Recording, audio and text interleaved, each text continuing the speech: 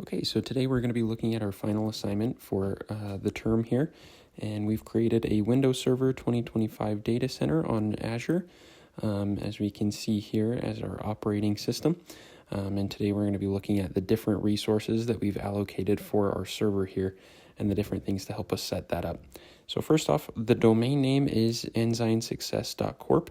That helps us organize things there. And then also our organizational units here, or our OUs.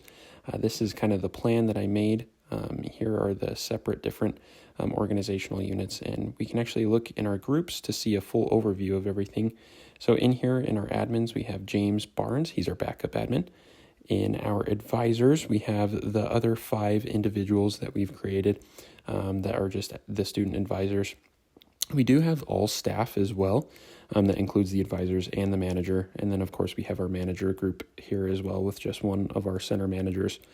The other thing that we can take a look at as well is the different group policies that we've created. So one of them is for our desktop and browser that we've created to help us to organize our desktop, what our desktop picture is. So I went ahead and downloaded the Ensign logo, and then I just saved it as that file there. So that will always be the wallpaper.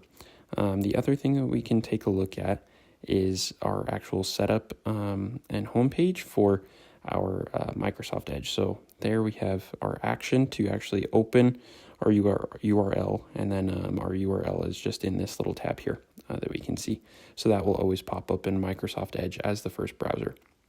The other thing that we want to take a look at is our password settings as well. And so I've created this group policy here. It's a separate one for our password policy.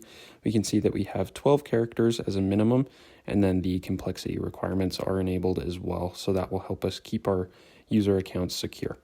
And also going back to some of our groups here, we do have our folder sharing as well. So in admin reports, we have our text file there, and then advising documents, we have our advising document there as well.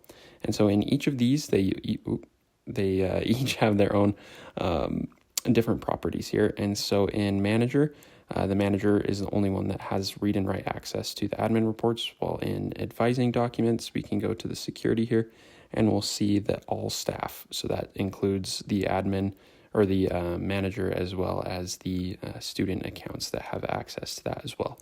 Read and write access, I should say.